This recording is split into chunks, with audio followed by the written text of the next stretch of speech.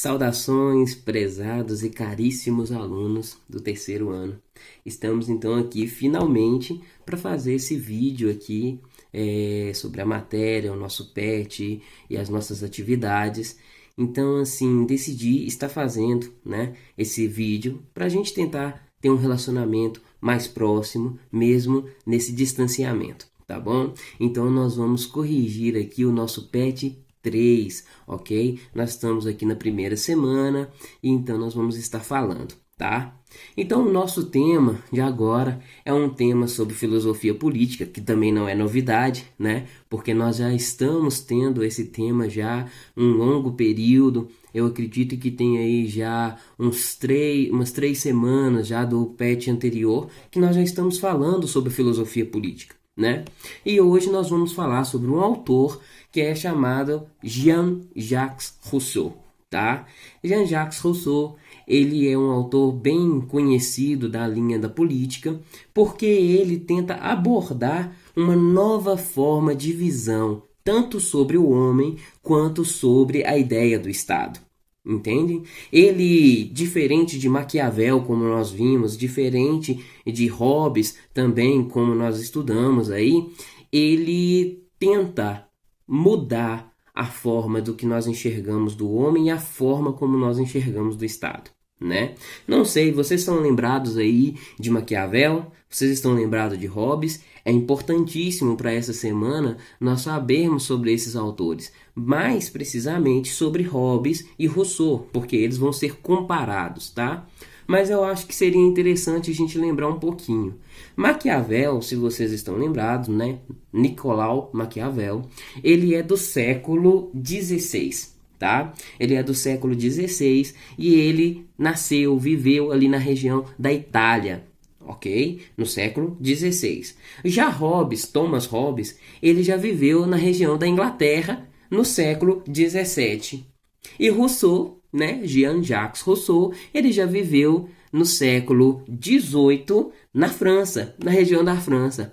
Olha só, por que eu estou falando isso? Eu tenho falado com vocês durante aulas e etc., sempre que a vida do filósofo, a vida do pensador é extremamente importante para você saber definir as teorias dele, né? Por que eu falo isso? Se você analisar os séculos que foram sendo modificados aí, um é no século XVI e o último foi no século XVIII. É uma diferença de 200 anos. Então a sociedade, a vida, o pensamento daquelas pessoas foi sendo adequado, foi sendo modificado, sem dizer que nós também temos que analisar que são locais diferentes, né? São vivências diferenciadas. Cada um deles teve uma vida diferente, teve uma experiência diferente, né? E isso é muito importante para nós entendermos a filosofia política, tá? Eu não estou falando que eles pensam errado ou eles são tendenciosos, não é isso. A questão é que a visão que eles têm no momento da vida deles, no momento daquele pensamento. E isso é extremamente importante para você entender qualquer matéria de filosofia, seja na política, seja na arte, seja na ciência, seja na ética, você precisa entender como que é a experiência de vida daquela pessoa, tá? Um bom exemplo disso, nós temos aqui Rousseau. Rousseau, ele teve uma vida um tanto quanto conturbada, mas conturbada não por motivos dele, mas ele foi sempre muito polêmico, né? Ele, desde criança, ele já foi para um centro de adoção. Ele, quando ele foi ficando mais velho, ele era excluído de alguns pontos por causa do desenvolvimento dele político e por causa das falas dele, né, que não agradavam todo mundo. Rousseau, ele, quando ele se casou, ele também foi exilado. Então, entendem? Ele sempre teve um conflito social muito grande. E isso faz com que ele tenha uma teoria também adequada a isso, né? Qual que é a fala maior dele? A fala maior dele é o seguinte: o homem não é mau. Quem faz com que o homem seja ruim, quem faz com que o homem seja mau, é a própria sociedade. Olha o que ele acabou de dizer. Ele fala o inverso do que Maquiavel e Rousseau e Hobbes, e que Hobbes falavam. Por exemplo, Maquiavel dizia o seguinte: o homem, ele é mau, mas o homem, ele é bruto, ele é selvagem. Então, a sociedade, no caso, o Estado, tem por obrigação controlar a selvageria humana. Olha só como que é isso. Por isso que para Maquiavel, lá no século XVI, para Maquiavel era importante que o Estado fosse rígido, fosse duro. E se precisasse brigar, tinha que brigar mesmo. Essa era a visão de Maquiavel. Já Hobbes, ele pensava o seguinte: o Estado, ele tem que controlar o ser humano, porque o ser humano, ele vive sempre em guerra. É guerra com ele mesmo, é guerra com os outros, é guerra com tudo. Olha só, você está vendo como que Maquiavel e como que Hobbes, eles tinham uma visão sobre o homem, e já Rousseau, ele já falava que não, que o homem, ele é naturalmente bom. Olha a diferença entre esse pensamento, porque a experiência deles eram diferenciadas, a vivência deles eram diferenciadas, tá? Então você precisa entender isso. E Maquiavel aqui, lembrando que ele não era mal, né? O pensamento de Maquiavel não era mal. O pensamento dele é o seguinte: se o homem, ele é naturalmente propício à guerra, à violência, à selvageria, então ele precisa ser controlado. Quem vai controlar? A sociedade. É isso que nós temos que entender. É a sociedade que vai controlar o ser humano. Agora, pensando já em Rousseau, ele já fala o seguinte: não, não, não, não, não. Não é isso. A sociedade, com suas normas, com as suas regras, é que fazem com que o homem seja corrompido, faz com que o homem seja cruel, ele seja mau. Por quê? Porque a sociedade chega para ele e começa a falar o seguinte: olha, você tem que ter isso para você ser alguém aqui. Se nós pararmos para pensar, não é um pouco isso? Olha só, dentro da nossa sociedade, como que nós damos valores às coisas? Nós falamos que aquele que consegue mais se torna melhor.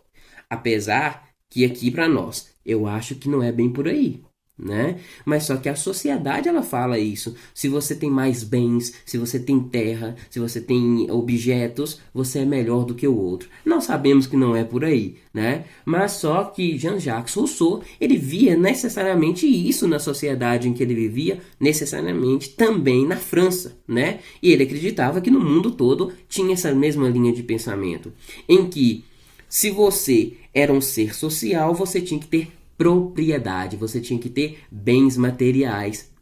E aí é que começa a guerra, aí é que começa o conflito. Porque cada um quer ter mais do que o outro. Imagine você o que iria acontecer com isso. Se cada um quer ter mais do que o outro, um vai começar a ter uma disputa, um conflito. Então aquela natureza, aquela naturalidade em que o homem nascia, que era ser bom e ser livre, porque naturalidade para Rousseau também é liberdade, isso começava sempre a se perder. Começava a diminuir, porque as brigas, os conflitos sociais que aconteciam eram constantes, né? Porque você já cresce em um ambiente em que as pessoas brigam pelo aquele que tem mais, aquele que quer mais coisas. E é isso que nós temos que entender na teoria de Rousseau, né? Outra coisa que Rousseau fala é o seguinte: nós temos que entender que a sociedade, o Estado, ela não tem o direito de dominar a nossa liberdade. E qual é a liberdade? É a nossa naturalidade. Tá? Só que agora nós chegamos num problema. Então como que nós vamos fazer seguindo o pensamento de Rousseau? Né? Vamos supor que todo mundo acha linda, bate palma. Como que a gente vai fazer? Aí o Rousseau dá a resposta: a educação. Nossa, professor, chegou numa parte que você gosta. Sim, chegou numa parte que eu gosto. É através da educação que nós conseguimos desenvolver e arrancar a maldade humana. Porque a educação, ela não funciona simplesmente nas instituições de ensino, como escolas, faculdades. A educação, ela começa na estrutura familiar. Ela começa numa estrutura social. E o que a educação para o Rousseau precisa fazer? Ela precisa dar muito mais valor ao senso de liberdade, ao senso de direito, do que dar valor às regras e às leis impostas por um. Olha só, professor, então você está falando aí que nós não precisamos ter ninguém para governar, nós não precisamos de ninguém que esteja ali em cima, seja presidente, governo, etc. Não, não é isso que Rousseau falava. Ele falava o seguinte: a sociedade já foi criada, ela não vai desaparecer, ninguém vai voltar lá para o mato. Né? Essa é a ideia. Ninguém vai voltar para o mato. Então o que nós precisamos fazer agora? Aprender a conviver com aquilo que nós temos. Como? O Estado, o governador, o presidente, né? Aquela forma de quem está ali no poder, ele tem que começar agora a pensar na forma como as pessoas vão se valorizar mais. Desculpa, as pessoas elas vão dar muito mais ênfase naquilo que elas são realmente, que é a sua bondade, a sua naturalidade, em ser alguém que respeita alguém, não porque existe uma lei, mas porque é necessário respeitar. Tá? Vocês vão ver mais à frente, quando nós formos estudar ética, nós temos um autor chamado Kant que diz o seguinte: a lei do tu deves, que é o quê? Nós devemos ser bons não porque existe uma regra, mas nós devemos ser bons porque nós somos bons. Essa é o princípio do tu deves, que é um grande princípio aqui de Rousseau. Entende? Ele acredita que se o ser humano ele é bom, ele deve ser instruído socialmente para continuar sendo bom. E quando o ser humano ele é bom, ele tem a sua liberdade. Tá? Ele ainda pensa o seguinte: a partir do momento que todo mundo se dá a todo mundo, ou seja, todo mundo é mais solícito, ele ajuda muito mais, ele interage muito mais com os outros, se compadece muito mais com os problemas dos outros, no final das contas ninguém vai se dar a ninguém. Porque já é tão comum todo mundo ajudar todo mundo que ninguém está ajudando ninguém no final. Tá? É esse princípio. Se todo mundo é bom, o senso de bondade nem existe mais. Tá? Por que a gente fala? Olha só, isso é uma questão de lógica e é interessante. Por que eu posso falar que alguém é bom? Porque no fundo existe alguém que é mal. Mas se todo mundo fosse bom, não existiria a bondade. Porque só existiria aquilo que todo mundo já é. Esse é o princípio de Rousseau. Se quando todo mundo se tornar livre, o senso de liberdade é simplesmente algo comum a todo mundo. Tá?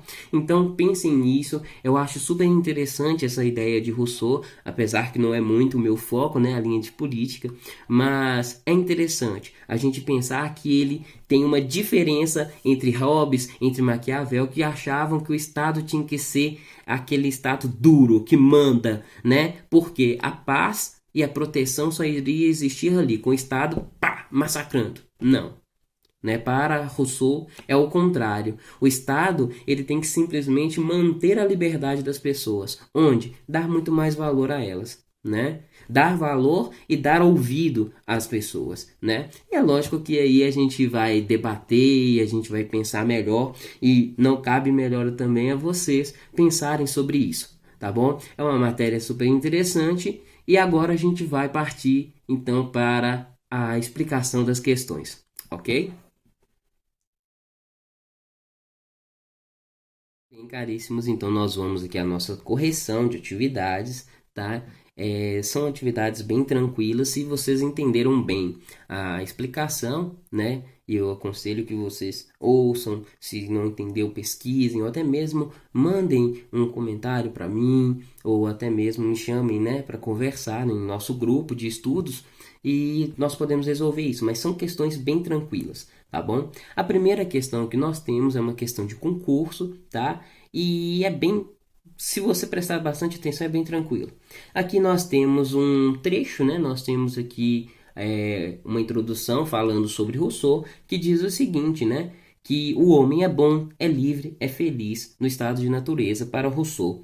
E aí ele fala que a corrupção é resultado da vida social, como nós também vimos, aonde o homem vai ter inveja, cobiça, ódio, né, aos seus semelhantes, devido àquela corrida material que eu estava falando quase agora, tá? Para que o homem viva conforme a sua natureza boa, isso é importante, né? Feliz e livre, Rousseau defende O que o Rousseau defende? Aí nós temos as opções aqui para ser marcadas, né? Uma que está correta. A letra A ruptura radical com os vícios da vida em sociedade, o retorno definitivo à vida em contato com a natureza. Rousseau fala isso, nós temos que voltar a largar a sociedade, voltar lá para o meio da natureza em si. Não, não é isso que ele fala. Ele já diz o seguinte, olha, a sociedade já se desenvolveu. Então agora a gente tem que tentar mudar a sociedade, a nossa forma de ver a sociedade, ok? Aí nós temos aqui a letra B. Uma educação em contato com a natureza, para que na infância o homem não seja contaminado pelos vícios da sociedade. A princípio parece que essa está bem adequada, né? Aqui fala exatamente sobre educação, em que a gente deve mudar, né? Ter mais contato com a natureza na nossa infância, até a gente se desenvolver e vai mudar um pouco a sociedade. Parece que é essa aqui. Vamos ver aqui a letra C. Uma revolução que ponha fim às instituições criadas pelo homem em sociedade e uma adoção do modo de vida anarquista. Só para lembrar vocês, anarquista, né, o anarquismo em si, é cada um seguir sua vida do jeito que quiser. É essa a ideia. Rousseau não fala nada sobre isso, tá? Ele, na verdade, ele acha que o ser humano ele tem que ser organizado. Por isso que ele diz, todos se dão a todos de forma que no final ninguém vai se dar a ninguém. Ou seja, não é cada um controla a si mesmo. Não, é todo mundo ajudando todo mundo para no final isso ser algo simples e comum, tá? Então a letra C também a gente sabe que não é. E D, a adequação dos bons costumes de vida em sociedade, pois é impossível o retorno definitivo à natureza. Tá, olha só como que essa frase aqui ela é maldosa. O início parece bacana, né? Adequação aos bons costumes da vida em sociedade. Não está tão errado. Só que depois ele usa a palavra é impossível o retorno definitivo. Gente, né? Qual que é essa natureza que está sendo falada aqui? É impossível o homem ser bom, livre e feliz? Não. É só ele saber conviver com os outros, mantendo a sua liberdade. Então, de fato, aí é a letra B, né? A letra B, que fala que é dentro de uma educação em que a gente vai ser conscientizado a respeito daquilo que é a justiça, aquilo que é a liberdade dentro da sociedade. E no final, quando as crianças vão crescendo nessa linha, novas crianças vão sendo formadas até que a sociedade inteira tenha esse mesmo campo de visão. Bem tranquilo, né? A número 2, bem fácil, pergunta o seguinte: qual é a diferença entre Rousseau e Hobbes na descrição do que é Estado? Olha só como é que é tranquilo. O que Hobbes fala que é o Estado? O Estado, ele tem por obrigação e ele é a forma de controle da selvageria humana. Né? O Estado é a forma de controle da selvageria humana, em que o Estado ele pega o direito e a liberdade do indivíduo para adquirir uma paz e uma justiça e uma liberdade social, uma segurança social. Entende? Então, para Hobbes, o Estado ele é uma forma de controle daquela selvageria humana. Tá? Agora, para Rousseau, o Estado ele tem por obrigação manter o senso de naturalidade, ou seja, a liberdade natural do ser humano. O Estado ele não deve controlar o ser humano, ou seja, eu decido que você faça isso, então você sempre tem que fazer. O Estado ela é a forma de manter a liberdade natural do ser humano dentro da sociedade, em que todos, agindo por natureza, ou seja, ser bom, livre, justo, correto, cada um sendo dessa forma, a sociedade ela vai ser muito mais limpa, muito mais tranquila, tá? Então o Estado não tem esse poder de controlar as vidas, controlar, ficar dando leis e regras. Não, o Estado ele deve criar métodos para manter essa natureza, essa liberdade do ser humano. Como? Através da educação, ok? A questão 3. Defina a origem da desigualdade e a origem da propriedade de acordo com o texto. Simples, né? Aonde que surgiu a desigualdade? A partir do momento que o ser humano ele começa a ser obrigado a ter bens materiais. E a propriedade, a origem da propriedade, é a partir do momento que a sociedade ela se forma. Porque a partir do momento que a sociedade inicia uma formação, cada um vai ter o seu lugar, vai querer ter o seu ambiente e ele vai criar regras para si, aonde as pessoas vão começar a discutir, vão começar a ter problemas, né? Nós sabemos que essa competição de classe ela é muito séria. Né? E aí nós vamos ver problemas políticos que vão desenvolver essa escala de classe social e aí surge a desigualdade, tá bom? Essa desigualdade ela surge exatamente quando um começa a competir com o outro para ver quem vai ter mais e quem vai poder mais, tá? Então, vamos responder de uma forma simples. Qual é a origem da desigualdade? A partir do momento em que cada ser humano ele tenta ter e poder mais do que o outro, tá? E qual é a origem da propriedade? Quando a sociedade ela é formada, cada ser humano começa a ter obrigação de ter as suas coisas, as suas regras, a sua forma de demonstrar o poder para a sociedade. Ok? A questão 4 e última, né? A definição do Estado para Rousseau é aplicada em nossa sociedade. A definição do Estado para Rousseau é aplicada em nossa sociedade? Explique. Tá. Isso aqui, gente, é muito mais interessante a opinião de vocês, tá? Essa ideia de Rousseau, né? Ela funciona com a gente? Por que que não funciona? Lembre-se, a ideia do Estado é dar a você o direito e a liberdade de ser bom e justo. O que é isso? Lembre-se do que eu falei de Kant. Nós não precisamos de regras e de leis para ser bons. Nós precisamos ser bons porque nós já somos. Olha só, o Estado ele faz isso? Acho que não. Não é? Aí a opinião do seu professor aqui. Acho que não, porque o Estado ele cria regras exatamente para tentar manter as pessoas, além daquela lembrança assim, sejam bons. Não. Ele fala o seguinte: se você prejudicar o outro, você vai ser punido. Mas se você não prejudicar, né? Então aí a gente tem que tentar entender isso. E é interessante a gente lembrar o seguinte: aqui fala sobre a questão da sociedade, mas, e eu não disse nem na explicação, Rousseau ele acredita que a religião também é um problema dentro da sociedade, porque a religião ela tem regras, tá? Para Rousseau, tá? Vamos deixar isso claro. Para Rousseau, a religião é o sentimento que nós temos dentro de nós mesmos, ou seja, é algo relativo a nós, tá? Veja só como que o pensamento dele é muito mais antropocêntrico, né? E também muito mais egocêntrico, no sentido de que você tem que saber até que ponto que a sua bondade, até que ponto que a sua forma de liberdade, ela pode coexistir com as outras coisas. Você tá vendo? Não são as regras, não são as coisas que te prendem, mas é aquilo que você faz por você dentro da sociedade. Entendam isso? Tá? Então tá aí, viu?